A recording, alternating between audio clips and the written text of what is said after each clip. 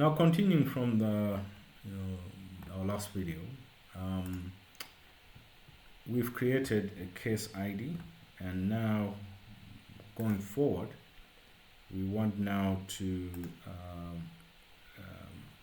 continue with our analysis.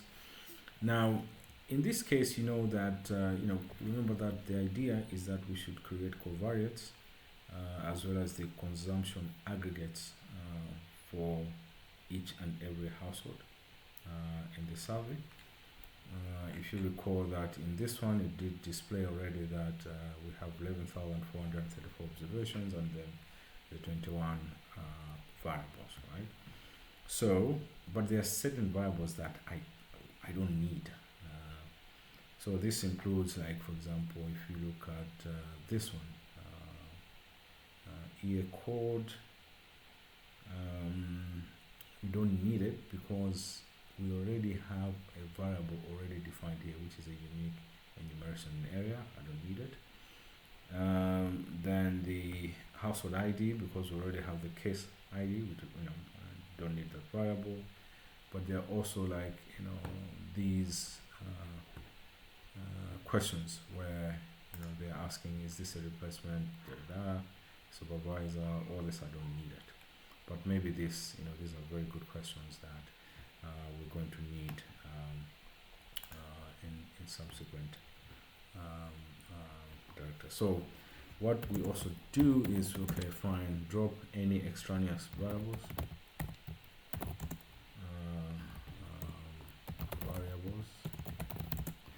And then the command is, you say drop. In this case, I'll take this one. I don't need that. I need that. And then I don't need 6. I don't need 11. We don't need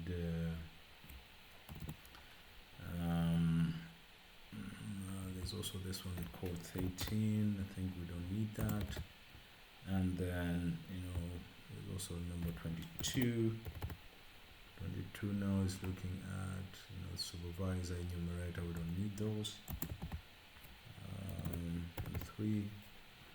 And of course, household ID, that was just there to showcase to you that this is how we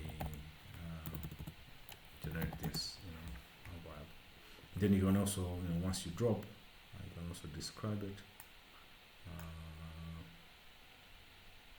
Let's see, did I rename this? Nope. Also need to rename tier code. Let's see if I did. Okay, so that was already renamed. So yeah, usually when you run something like here, we're running it twice. Stata will give you an error in red and say, okay, variable is already, it's not found. So I've already run that. But for this one, you can also check. Remember that you're selecting everything. If you miss the star, it will think that is a command and it will also give you an error.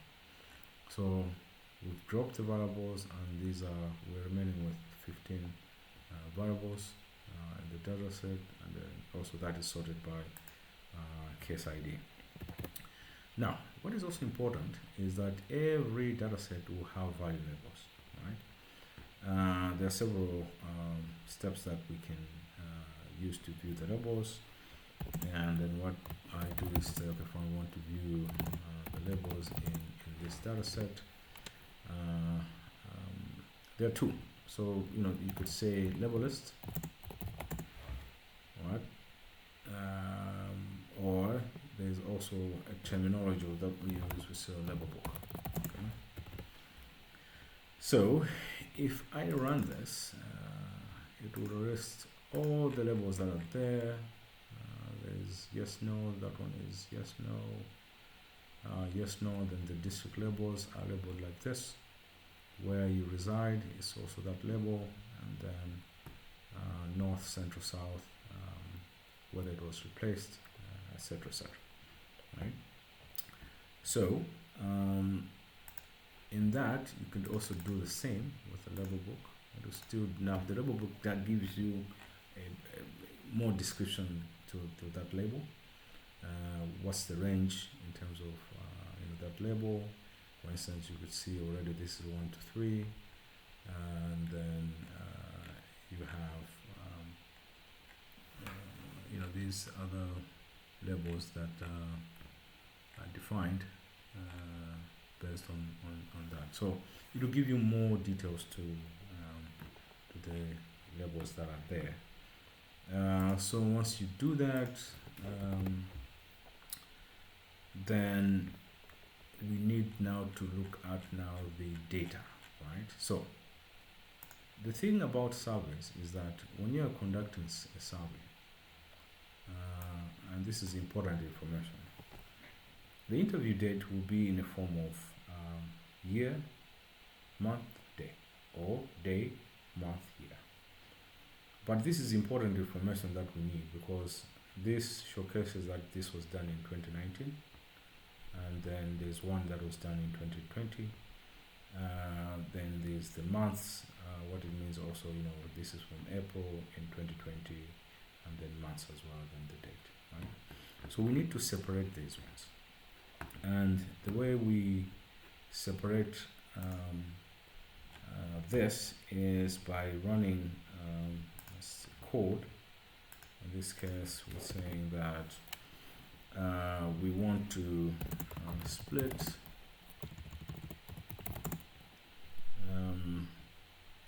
survey time into year, month, and day.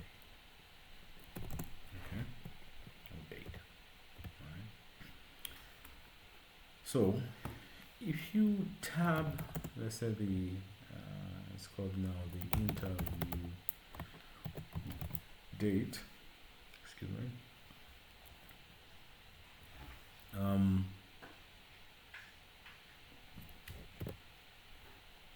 This one,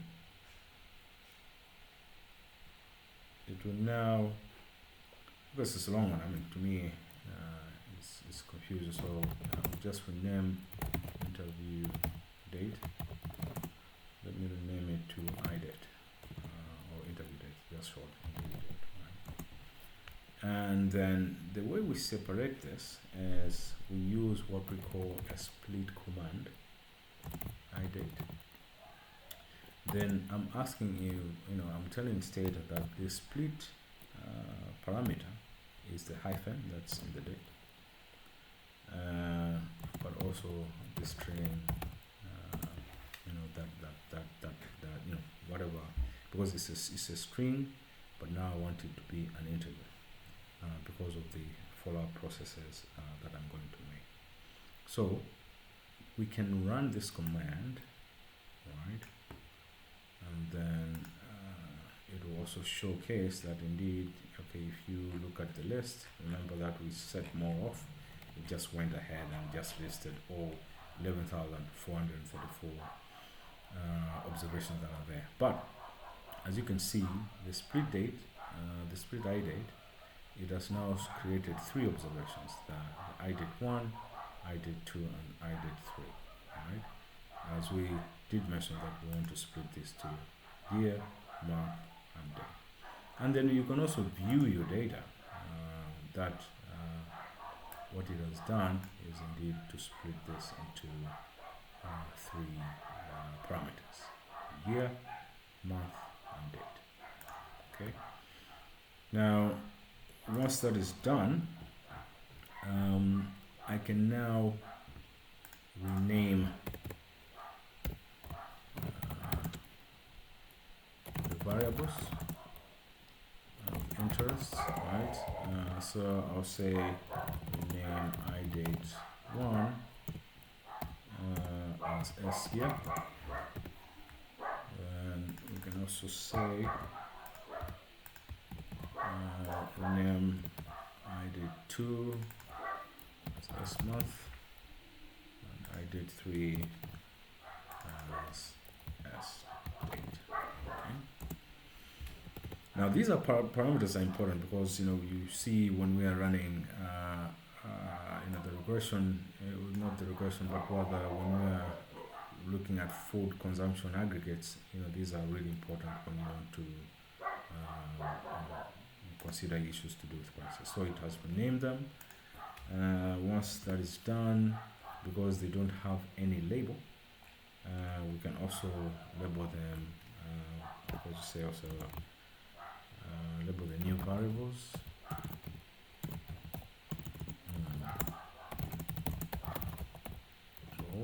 Okay, so we're going to say the name.